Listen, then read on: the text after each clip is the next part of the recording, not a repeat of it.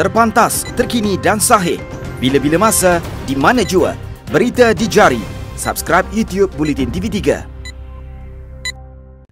Buletin pagi 10 Julai, anda bersama saya Fatin Hamimah Yusof. Tajuk utama pagi ini. Pengamal perubatan tradisional antara 3 yang maut dalam kemalangan jalan raya. Pembukaan sekolah secara berperingkat, semua pihak perlu memainkan peranan elak kluster baru.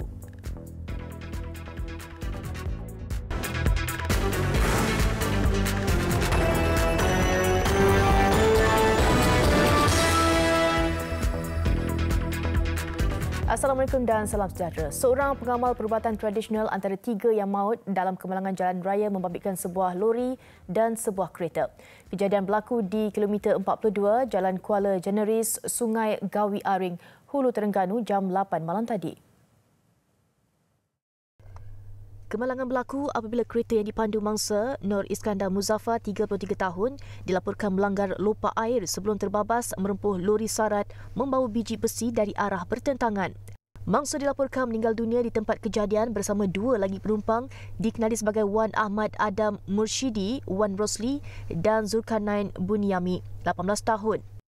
Manakala 2 lagi penumpang Hafiz Safwan Muhammad Zuki dan Muhammad Rushdi Mat Said cedera parah.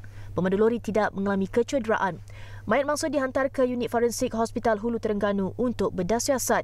Ketua Polis Hulu Terengganu, Deputi Superintendent Muhammad Adli Mat Daud ketika dihubungi mengesahkan kejadian. Pembukaan semula sekolah secara berperingkat bermula 15 Julai ini lihat satu lagi ujian besar yang perlu dihadapi Kementerian Kesihatan KKM dalam mengekang penularan COVID-19 di negara ini. Menteri Kesihatan Datuk Seri Dr. Adham Baba berkata semua pihak perlu memain peranan bagi mengelak wujudnya kluster sekolah. Kembalinya pelajar-pelajar sekolah pada 15 Julai ini merupakan satu ujian yang besar kepada kita supaya kita tidak mahu melihat kluster sekolah wujud. Untuk itu kepatuhan kepada apa yang digariskan sebagai norma baru. Beliau berkata demikian pada sidang media selepas mengadakan pertemuan dengan Ketua Menteri Sabah Datuk Seri Muhammad Syafiee Abdal di Kota Kinabalu semalam.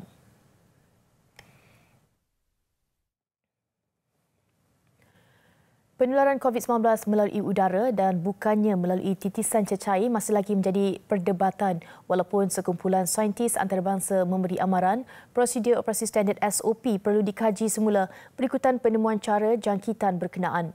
Timbalan Menteri Kesihatan Datuk Dr. Nur Azmi Ghazali berkata, Kementerian Kesihatan KKM juga sedang mengumpul data dan kajian mengenai kebarangkalian COVID-19 boleh dijangkiti melalui udara. Saya selalu berbincang dengan yang berbahagia Datuk DG, Datuk Dr. Nur Ishak. Dia bagi tahu saya banyak kali tanya.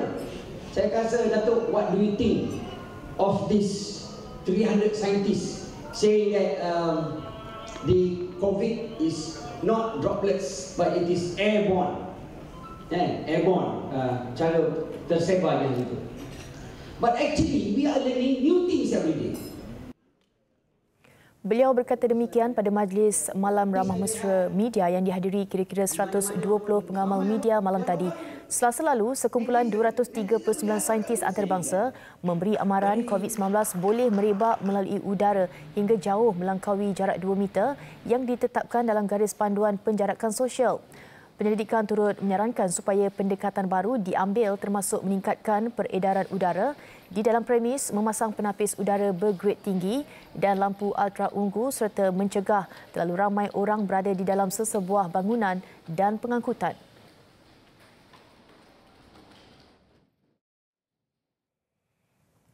Malaysia tidak seharusnya dijadikan tempat pelupusan pekerja asing ketika negara berdepan kelembapan ekonomi ketika ini.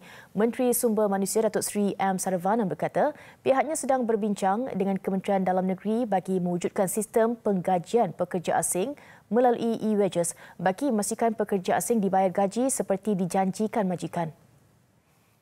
Oleh majikan. Ada juga terlalu banyak kes-kes di mana majikan tidak membayar gaji kepada pekerja. Maka kita sedang mengkaji dan saya akan berbincang dan mula perbincangan dengan Kementerian Dalam Negeri supaya kita memperkenalkan sistem pengajian melalui e-wages. Maka apabila kita mengamalkan e-wages ni, sekiranya majikan gagal membayar gaji, kita akan dapat maklumat daripada sistem yang sedia. Beliau berkata demikian selepas merasmikan Majlis Penyampaian Sijil Kelulusan Pengiktirafan Pusat Pengajar Pegawai Keselamatan dan Kesihatan di Putrajaya. Dalam pertemuan dengan wakil dari Pejabat Pesuruhjaya Tinggi Bangladesh di Malaysia semalam, beliau menyatakan pendirian Malaysia tidak akan mengambil pekerja asing ketika ini sehingga kerajaan menyelaras semua pekerja asing sedia ada kecuali bagi sektor seperti perlombongan dan pembantu rumah. Kementeriannya turut mencadangkan semua pekerja asing mencarum dengan Pertubuhan Keselamatan Sosial Perkeso selain penguatkuasaan Akta 446 bagi memastikan majikan membekalkan penginapan dan menitik berat kebajikan pekerja. Majikan yang gagal berbuat demikian boleh dikompaun RM50,000 bagi setiap kes bermula 1 September depan.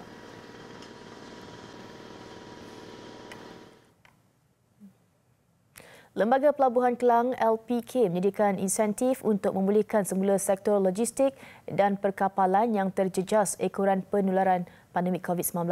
Menteri Pengangkutan Datuk Seri Wee Ka Siong berkata insentif berkenaan diputuskan jemaah LPK menerusi persidangan diadakan 6 Julai lalu. Anjuran keseluruhan Pelabuhan Kelang yang disemak semula selepas penularan pandemik COVID-19 adalah sebanyak 11.4 juta TEU dengan penurunan 16.3%. Dan jangkaan kita sekiranya aktiviti import-eksport ni dapat kita rancakkan lagi, mungkin kita boleh mencapai lebih daripada 12 juta TEU.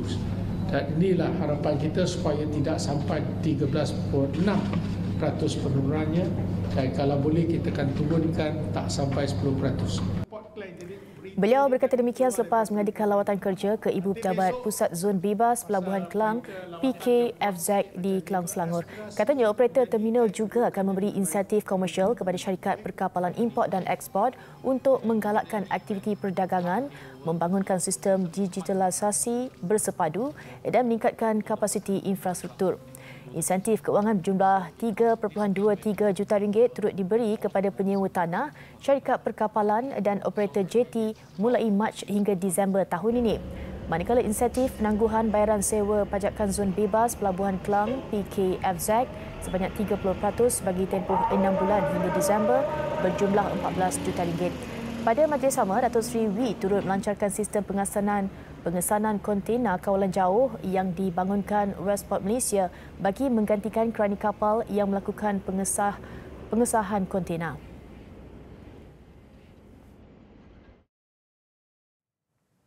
Mahkamah Tinggi Kuala Lumpur menetapkan 7 Ogos depan bagi memutuskan permohonan Perdana Menteri Tan Sri Muhyiddin Yassin dan 3 lagi untuk membatalkan saman yang dikemukakan oleh bekas Perdana Menteri Tun Dr. Mahathir Mohamad serta lain berhubung pembatalan keahlian mereka dalam Parti Pribumi Bersatu Malaysia Bersatu. Hakim Datin Rohani Ismail meletakkan tarikh itu selepas mendengar hujahan kedua-dua belah pihak.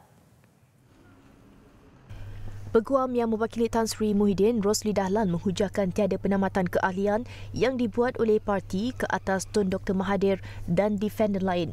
Rosli yang turut mewakili Setiausaha Agung Bersatu Datuk Seri Hamzah Zainuddin dan Setiausaha Kerja Bersatu Kapten Bersara Muhammad Suhaimi Yahya berkata, beliau juga menghujahkan menurut Seksyen 18C Akta Pertubuhan, sebarang keputusan yang dibuat oleh parti politik adalah muktamad dan tidak boleh dicabar di mahkamah. Permohonan membatalkan saman difailkan 17 Jun lalu atas alasan saman terbabit, satu tindakan yang remeh dan menyalahgunakan proses mahkamah. Selain Tun Dr. Mahathir dan 6 plaintiff lain tidak mempunyai local standi untuk memfailkan saman sivil. 18 Jun lalu, Mahkamah menolak permohonan injaksi ad interim dikemukakan Tun Dr. Mahathir, anaknya Datuk Seri Mukriz, Syed Saddiq Syed Abdul Rahman, Dr. Mazli Malik, Datuk Amiruddin Hamzah dan Datuk Marzuki Yahya untuk mengekalkan keahlian mereka dalam parti sementara menunggu pendengaran injaksi interpartis berkaitan saman mereka. Seterusnya, seorang pengurus pasukan kelab bola sepak sebuah institut pengajian tinggi awam IPTA di Selangor direman 3 hari hingga Sabtu ini bagi membantu siasatan berhubung kes salah guna kuasa.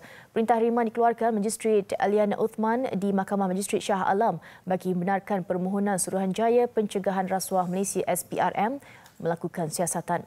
Tahanan reman dibuat mengikut Seksyen 117 Kanun Tata Cara Jenayah untuk disiasat di bawah Seksyen 23 Akta SPRM 2009. Lelaki berusia 42 tahun ini ditahan di Pejabat SPRM Selangor kemarin. Suspek yang juga memegang jawatan sebagai setiausaha dan pengurus kelab bola sepak Universiti Terbabit didakwa menyalahgunakan jawatan yang disandangnya untuk memilih satu syarikat menjadi ejen pengurusan bagi membawa masuk seorang pemain import bola sepak ke dalam kelab berkenaan. Suspek dipercayai mempunyai kepentingan dalam syarikat terbabit.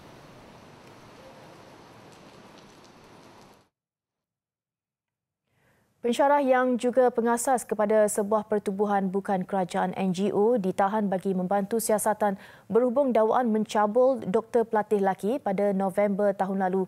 Dalam satu kenyataan, Ketua Polis Kuala Lumpur, Datuk Seri Mazlan Lazim berkata, suspek lelaki berusia 56 tahun itu ditahan petang semalam. Sebelum ini, pihak polis dilapor sedang menyiasat berhubung kes itu selepas menerima laporan daripada mangsa berusia 27 tahun 17 Februari lalu. Menurut laporan mangsa, dia dicabul pensyarah itu di dalam bilik pejabat suspek di sebuah hospital di Kuala Lumpur pada 12 tengah hari 4 November tahun lalu.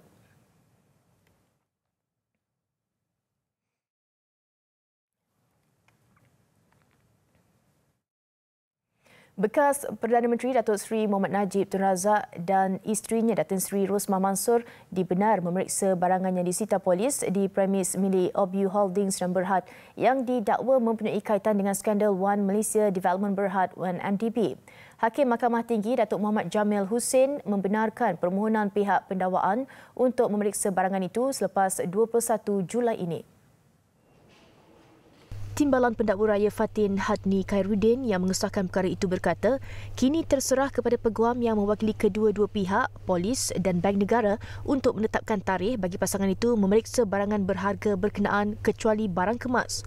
Pemeriksaan ke atas barang kemas itu akan dijalankan sebaik sahaja tukang emas warga Lubnan dari Global Royalty Trading SE tiba di Malaysia. 11 Mac lalu, Datin Seri Rosmah mendapat kebenaran untuk melakukan pemeriksaan fizikal ke atas aset itu yang disita polis yang didakwa ada kaitan dengan skandal 1MDB. Bagaimanapun, beliau masih belum memeriksa barangan itu berikutan penguatkuasaan Perintah Kawalan Pergerakan PKP.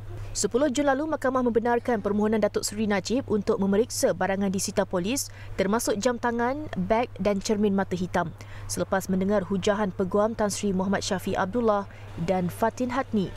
Pihak pendakwaan memfailkan permohonan itu melucut hak aset yang disita premis milik Obu Holdings dan Berhad.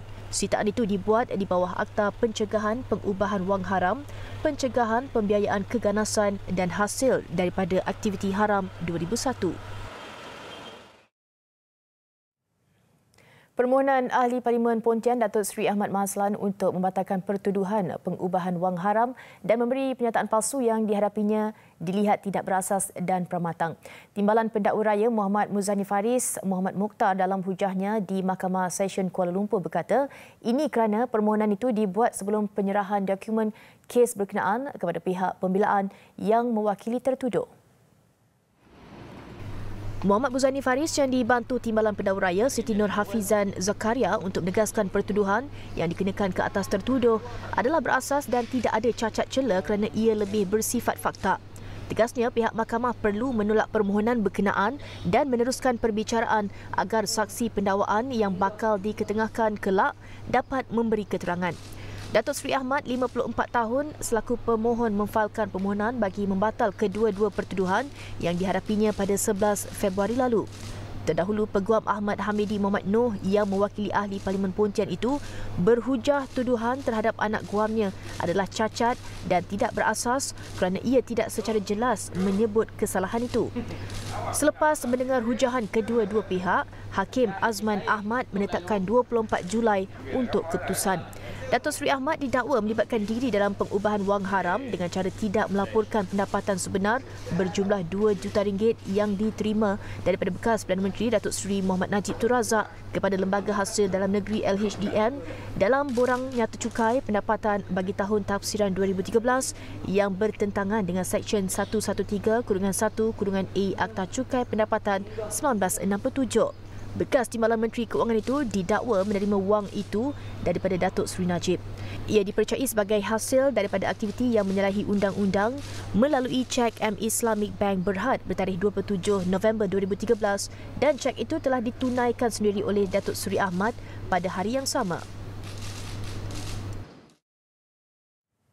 Polis menahan 8 lelaki dan seorang wanita kerana disyaki terlibat dalam sindiket penipuan Makau Scam berjumlah RM3.83 juta. Ketua Polis Daerah Petaling Jaya SCP Nik Izani Muhammad Faisal berkata, suspek berusia antara 30 hingga 43 tahun itu menyamar sebagai pegawai polis dan kaki tangan Pos Malaysia. Katanya kesemua suspek direman 4 hari dan kes disiasat di bawah Seksyen 420 Kanun Kesiksaan. Siasatan lanjut masih dijalankan untuk mengenal pasti penglibatan suspek lain yang masih bebas bagi mengesan dalang utama. Modus operandi sedikit tertumpu kepada golongan warga emas atau mereka yang kurang pendedahan mengenai maklumat terkini jenayah cyber. 13 April lalu, seorang wanita berusia 90 tahun menerima panggilan telefon dari individu yang tidak dikenali memaklumkan ada menerima bungkusan mengandungi kad pengenalan dan kad bank miliknya. Panggilan berkenaan kemudian dipindahkan kepada seorang individu yang menyamar pegawai polis dari Ibu Pejabat Polis Kontijen Perak yang memberitahu kononnya wanita itu terlibat kes pengubahan wang haram dan akan ditahan. Mangsa yang terpedaya kemudian membuat pemindahan wang kira-kira RM3 juta ke atas 7 akaun syarikat berbeza menggunakan 12 keping cek peribadi dari 20 April hingga 15 Jun 2020. Besar impaknya. Tular selepas hasilnya. Pantas menampilkan prosiding ini secara dalam keuangan maya. Berita di jari. Subscribe YouTube Bulletin TV3. Laporan antarabangsa bermula 1 Ogos ini, Brunei Darussalam akan mengenakan caj sebanyak RM9.18 ke atas setiap individu yang keluar masuk ke negara itu melalui pos-pos kawalan sempadan daratnya. Kementerian Keuangan Ekonominya berkata caj berkenaan dikuatkuasakan di bawah Perintah Bayaran-Bayaran Keluar dan Masuk 2020 yang memberi kuasa kepada pengawal kastam dan akses diraja negara itu berbuat demikian. Caj itu akan dikenakan kepada semua warga negara termasuk warga negara Brunei Darussalam yang hendak keluar atau masuk ke negara itu melalui pos-pos kawalan darat sama ada menggunakan kenderaan ataupun yang berjalan kaki. Bagaimanapun caj ini dikecualikan ke atas individu yang berada di dalam kenderaan milik Kerajaan Brunei dan kerajaan negara luar. Untuk tujuan rasmi, kenderaan untuk tujuan pengebumian, petugas konsulat, petugas Kerajaan Brunei Darussalam yang menjalankan tugas rasmi dan kanak-kanak berumur 2 tahun ke bawah. Mereka yang berhasrat untuk membuat perjalanan keluar masuk ke Brunei Darussalam melalui pos-pos kawalan darat hendaklah mendaftar secara dalam talian menerusi Exit and Entry System EES Jabatan Kastam dan akses dirajanya. Tulsa, bandar kedua terbesar di Oklahoma, Amerika Syarikat menyaksikan peningkatan kes baru COVID-19 selepas 2 minggu kempen pilihan raya Presiden Donald Trump. Pengarah eksekutifnya Jabatan Kesihatan Tulsa, Dr. Bruce Dart berkata hampir 500 kes dalam tempoh 2 hari dengan 266 kes baru semalam menjadikan jumlah keseluruhan 4,571. Presiden Trump mengadakan kempen pilihan raya presiden pertamanya di Tulsa 20 Jun lalu. Kira-kira 6,200 orang menghadiri kempen itu. Sebilangan besar tidak memakai pelitup muka.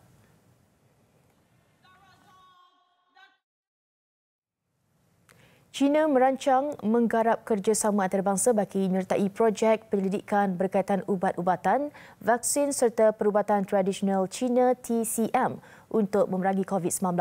Kementerian Sains dan Teknologi China mengeluarkan garis panduan permohonan bagi mendapatkan sekitar 37 projek kerjasama antarabangsa anti-COVID-19. Antaranya termasuk aspek ujian klinikal global vaksin dan ubat, kerjasama pembangunan teknologi ujian baru, peralatan ujian pantas di lapangan serta penyelidikan antarabangsa berkaitan mekanisme TCM bagi rawatan COVID-19. Pembangunan vaksin yang sudah selesai menjalankan ujian klinikal fasa 1 dan fasa 2 akan diberikan keutamaan sokongan. Saintis asing yang bekerja di institusi di Tanah Besar China selain dari Hong Kong, Macau dan Taiwan juga boleh berkhidmat selaku ketua projek. Kerajaan China akan menyediakan pembiayaan RM61 juta kepada calon projek yang berkelayakan dengan tempoh pelaksanaan projek tidak melebihi 2 tahun. Institusi yang berminat boleh menghantar permohonan secara dalam talian kepada pihak kementerian bermula 8 Julai hingga 31 Ogos. Ribuan penunjuk perasaan mengadakan bantahan di ibu kota Serbia selepas presidennya mengumumkan perintah berkurung hujung minggu ini akan dikuatkuasa semula. Tunjuk perasaan di Belgrade itu merebak ke bandar besar lain termasuk Nice, Kragujevac dan Novi Sad. Presidennya Alexander Vučić menegaskan beliau tidak akan membiarkan mana-mana pihak menghancurkan keamanan dan kestabilan di Serbia. Tambah beliau, perintah berkurung yang diumumkannya bukan tidak akan diteruskan. 10 anggota dan seorang pegawai turut cedera berikutan kejadian itu. Insiden tersebut menyebabkan lalu lintas terpaksa dihentikan. Sehingga kini, Serbia merekodkan 17,076 kes COVID-19 dan 341 kematian sementara kes sembuh 13,562 kes. Besar impaknya. Tular selepas hasilnya. Pantas menampilkan prosiding ini secara dalam keuangan maya. Berita di jari. Subscribe YouTube Bulletin TV3. Saingan Liga Perdana Inggeris meneruskan kerancakannya memasuki perlawanan ke-34 awal pagi tadi dan Manchester United gah melakar kemenangan keempat berturut-turut. Kali ini membenam pasukan dalam zon penyingkiran Aston Villa dengan kemenangan 3-0. Dengan saingan Liga kini hanya berbaki 4 perlawanan, perebutan slot ke saingan Liga juara-juara Eropah terus rancak. Bertandang ke Villa Park, Manchester United yang belum pernah tewas di gelanggang itu menewaskan penguasaan menerusi kemenangan 3-0 ke atas Aston Villa. Bruno Fernandes meletakkan United di depan selepas menyempurnakan sepakan penalti pada minit ke-27. Dan United menggandakan kedudukan di penghujung babak pertama, kali ini hasil jaringan cantik penyerang muda Mason Greenwood. Penguasaan United berterusan pada baki 45 minit kedua dengan gandingan dua pemain tengah Fernandes dan Paul Pogba menyaksikan jaringan ketiga United tercipta.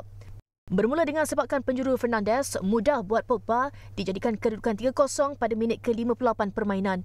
Kemenangan 3-0 yang dilakar menyaksikan United mencipta penanda aras baru menerusi jumlah jaringan lebih 3 gol untuk 4 perlawanan berturut-turut. Dan kini skuad kendalian Ole Gunnar Solskjaer ini hanya ketinggalan 1 mata berbanding pasukan tangga keempat Leicester City yang mengumpul 59 mata. Sementara itu, 2 perlawanan lain yang turut berlangsung awal pagi tadi berakhir dengan keputusan suri. Tottenham Hotspur yang berkunjung ke Bournemouth terpaksa berpuas hati mengutip 1 mata selepas diikat dengan keputusan 0-0. Spurs kekal menduduki tangga ke-9 Liga mengumpul 49 mata, menambahkan lagi tekanan kepada pengendali Jose Mourinho. Turut berakhir dengan keputusan seri pertemuan Everton dengan Southampton. Danny Ings meletakkan Southampton di depan pada minit ke-31 namun kembali diikat Everton hasil jaringan Richarlison pada minit ke-44. Sekian paparan pagi ini. Sekiranya anda mempunyai sebarang aduan untuk disuarakan, email kami ke news@tv3.com.my. Teruskan bersama TV3, saya Fatin Hamimah Yusof. Salam hormat dan Assalamualaikum.